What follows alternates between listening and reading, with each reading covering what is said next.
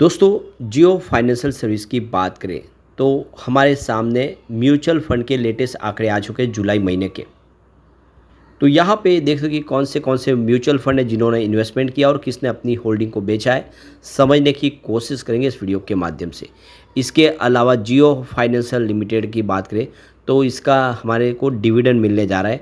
Company already पहले ही dividend का ऐलान कर चुकी है, अब रिकॉर्ड डेट आ चुकी है। क्या है संभावना डिविडेंड की, उसको जानेंगे और कौन से शेयर होल्डर जो डिविडेंड के हकदार होंगे।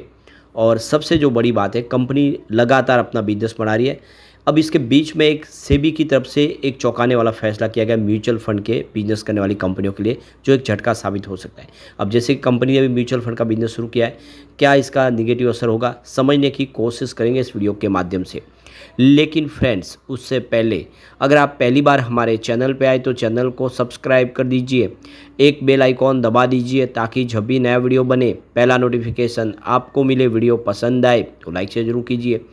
चलो फ्रेंड्स, वीडियो स्टार्ट करते हैं। मैं हूँ आपका दोस्त एस.बी. दवे और हमारे अपने चैनल ऑनलाइन कमाई में आपका बहुत बहुत स्वागत है। तो सबसे पहले जियो फाइनेंशियल सर्विस के कारोबार की बात करें, 321 पर क्लोजिंग थी फ्राइडे को, जहाँ पे 1.38% की गिरावट देखने को मिली। तो बाजार में काफ़ी बड़ी गिरावट थी, 700 पॉइंट की उसका असर देखने को मिला। अब हमारे सामने आप देख सकते हो कि म्यूचुअल फंड के लेटेस्ट आंकड़े आ चुके हैं। तो देखो कि जुलाई महीने में 40 म्यूचुअल फंड ने इन्वेस्टमेंट किया है जियो फाइनेंशियल के अंदर, यानी बहुत सारे म्यूचुअल फंड ने जम के खरीदारी की है। वैसे कुछ म्यूचुअल फंड ऐसे भी थे जिन्होंने यहाँ पे एग्जिट लिया है, तो वो 21 म्यूचुअल फंड थे जिन्होंने यहाँ पे अपनी होल्डिंग बेच दी है। लेकिन ये जो आंकड़ा है ये आधा है खरीदारों के सामने, क्योंकि 40 नए म्यूचुअल फंड ने एंट्री मारी है, 21 ने यहाँ पे एग्जिट लिया है। क्लियर सिग्नल है कि म्यूचुअल फंड जम के खरीदारी करे, इस मौके का फ़ायदा उठा रहे। तो यहाँ पे करीब 10,51,234 शेयरों की अदला बदली होती हुई दिखाई देगी आपको जुलाई महीने में। काफ़ी सारा निवेश हुआ है। अब यहाँ पे देख सकते हो कि क्वांट स्मॉल कैप फंड ने जियो फाइनेंशियल में फिर से भरोसा जताया। उन्होंने काफ़ी सारी खरीदारी की है। तो क्वांट म्यूचुअल फंड लगातार निवेश करे हैं जियो फाइनेंशियल सर्विस में, और इस महीने में फंड है उसने लगभग 44.99 लाख शेयर खरीदे हैं जियो फाइनेंशियल के, जिससे उनकी जो कुल हिस्सेदारी है वो बढ़ के 6.04 करोड़ शेयर हो गई है। जून में यह 5.59 करोड़ शेयर थी। तो लगातार क्वांट के अलग अलग जो फंड हाउस है वो बहुत सारा निवेश करे जियो फाइनेंशियल में। तो जियो फाइनेंशियल सर्विस के अलावा 6 और कंपनियों में निवेश बढ़ा है। ये कंपनियां हैं Digitize Solutions, Axis Com Tele System, Piramal Enterprises, Samvardhana Motherson international, SMS pharmaceuticals और विनती ऑर्गेनिक्स। इन कंपनियों के अंदर भी उन्होंने निवेश बढ़ाया। सबसे ज़्यादा उन्होंने संवर्धन मदरसन इंटरनेशनल में खरीदारी की है। जुलाई में फंड ने इस कंपनी में करीब 75.78 लाख शेयर ऐड किए, यानी क्वांट स्मॉल कैप फंड में इस महीने में कंपनी में अच्छी खासी हिस्सेदारी बढ़ाई है। क्वांट म्यूचुअल फंड ने 4 कंपनियों में अपनी हिस्सेदारी कम भी की, और वो है अनुपम रसायन India, HP adhesives India, shelter finance corporation और वन सोर्स स्पेशलिटी फार्मा। वही दूसरी और फंड ने भी अपने पोर्टफोलियो में 4 कंपनियों को शामिल किया है। तो देख सकते हो कि क्वांट की तरफ से ज़बरदस्त खरीदारी हुई है। इसके अलावा कौन से म्यूचुअल फंड्स हैं जिन्होंने काफ़ी बड़ा निवेश किया है, तो जो 3 डिजिट में जिनकी खरीदारी है उसी को हम डिस्कस करेंगे। तो इन्वेस्को इंडिया ऑर्बिटेज फंड ग्रोथ ने 311 करोड़ का एयूम किया है। Motilal Oswal flexi cap fund regular plan growth ने 197 करोड़ का एयूम किया है, जबकि क्वाड स्मॉल कैप फंड ने 1991 करोड़ का ज़बरदस्त एयूम किया है। और एसबीआई ऑर्बिटेज अपॉर्चुनिटी फंड ने 222 करोड़ का एयूम किया है। एसबीआई निफ्टी 50 ETF ने 1933 करोड़ का एयूम किया है। उसके बाद UTI Nifty next 50 trade fund ने 603 करोड़ का एयूम किया है।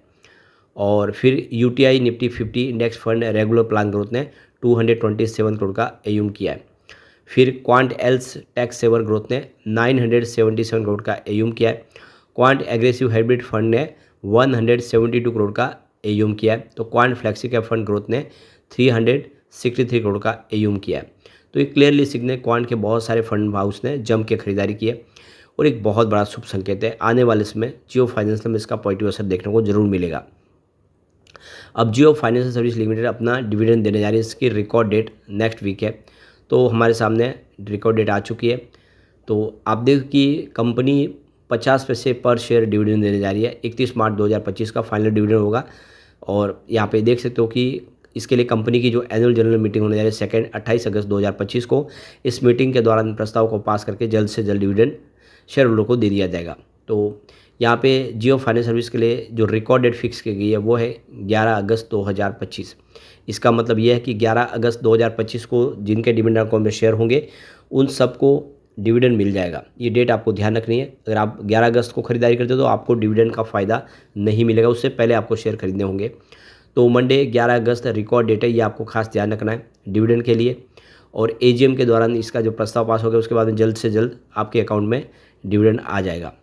तो यहाँ पे 21 अगस्त 2025 कट ऑफ डेट फिक्स की गई है, ये आप खास ध्यान रखें। कट ऑफ डेट उनके लिए होती है जो अपने वोटिंग राइट का इस्तेमाल करेंगे कंपनी के प्रस्ताव को पास करने के लिए। तो डिविडेंड का प्रस्ताव उसको भी पास करना होगा। तो ये कट ऑफ डेट आपको खास याद रखने 21 अगस्त 2025। और अब आप देख सकते हो ये एक जो बड़ी अपडेट निकल के आ रही है, बहुत ज़्यादा चौंकाने वाली है। तो म्यूचुअल फंड डिस्ट्रीब्यूटरों को झटका दिया सेबी ने, ट्रांजैक्शन चार्ज देने पर लगाई है रोक और तुरंत अब ये फैसला लागू किया गया है। तो security exchange board of India ने सेबी ने म्यूचुअल फंडों को निर्देश दिया है कि अगर डिस्ट्रीब्यूटर्स न्यूनतम 10,000 रुपये का सब्सक्रिप्शन लेकर आते हैं तो वे उन मामले में उन्हें ट्रांजैक्शन चार्ज का भुगतान नहीं करेंगे। अभी तक म्यूचुअल फंडों को नियामकीय ढांचे के तहत उनकी इजाज़त थी, लेकिन अब इसे तत्काल प्रभाव से समाप्त कर दिया गया। सेबी ने शुक्रवार को जारी सर्कुलर में कहा है कि ऐसे मामलों में ट्रांजैक्शन चार्ज का भुगतान नहीं किया जा सकता, क्योंकि डिस्ट्रीब्यूटर को पहले से ही एसेट मैनेजमेंट कंपनियों से देख सकिए रेम्यूनरेशन यानी पारिश्रमिक मिलता ही है। सर्कुलर में सेबी ने कहा है कि इंडस्ट्री से मिली प्रतिक्रिया और व्यापक परामर्श के बाद ये निर्णय लिया गया है। नियामक का मानना है कि डिस्ट्रीब्यूटर्स एएमसी के एजेंट होने के नाते पहले से ही एएमसी के से उनको पैसे मिल जाते हैं, उसके हकदार होते हैं, इसलिए अलग से ट्रांजैक्शन चार्ज देने की ज़रूरत नहीं है।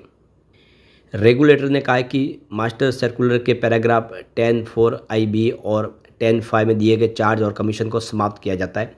सेबी ने बताया कि यह फैसला मई 2023 में हुए पब्लिक कंसल्टेशन और जून 2024 में हुई इंडस्ट्री चर्चा के बाद लिया गया और अब ये नियम लागू होगा। सेबी ने साफ किया है कि यह बदलाव तुरंत प्रभाव से लागू होगा।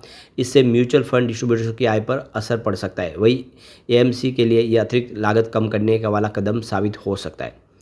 तो ये देखिए सेबी के मास्टर सर्कुलर के पैराग्राफ 10(4)(IB) के अनुसार स्कीम आवेदन पत्र में खुलासा होना चाहिए था कि डिस्ट्रीब्यूटर को मिलने वाला अपफ्रंट कमीशन निवेशक के सीधे अपनी सुविधा और सेवा के आकलन के आधार पर डिस्ट्रीब्यूटर को देगा। वही पैराग्राफ 10(5) के तहत एसेट मैनेजमेंट कंपनियां एएमसी डिस्ट्रीब्यूटर को मौजूदा निवेशक पर हर 10,000 रुपये के निवेश लाने पर डिस्ट्रीब्यूटर को 100 रुपये का ट्रांजैक्शन चार्ज दे सकती थी, जबकि नए निवेशकों को आकर्षित करने के लिए 10,000 के निवेश पर 150 तक ट्रांजैक्शन चार्ज देने की अनुमति थी। अब देख सकते हो कि नया नियम आ चुका है, जिसके तहत अब आने वाले समय ये चार्ज नहीं वसूला जाएगा। तो आप देख सकते हो कि थोड़ा सा झटका तो है म्यूचुअल फंड इन्वेस्टर के लिए और जियो फाइनेंशियल उसमें आ चुका है, लेकिन ऐसा नहीं है कि ये सारे के सारे रिटेल निवेशकों के फ़ायदे के लिए ही नियम लाए जा रहे। और जियो फाइनेंशियल तो बहुत तेज़ी से अपने बिजनेस को बढ़ाने के लिए बहुत सारे फैसले करे जिसमें रिटेल निवेशकों को फ़ायदा हो। तो आने वाले समय जियो फाइनेंशियल का फ्यूचर बहुत ज़्यादा ब्राइट दिखाई दे रहा है। लेकिन फ्रेंड्स, कोई भी इन्वेस्टमेंट करने से पहले अपने फाइनेंशियल एडवाइजर से एडवाइस ले ले या अपना खुद का रिसर्च करें, क्योंकि मैंने वीडियो आपके एजुकेशनल पर्पज़ के लिए ही बनाए। वीडियो पसंद आए तो लाइक से जरूर कीजिए और चैनल को सब्सक्राइब कर दीजिए। Thank you friends.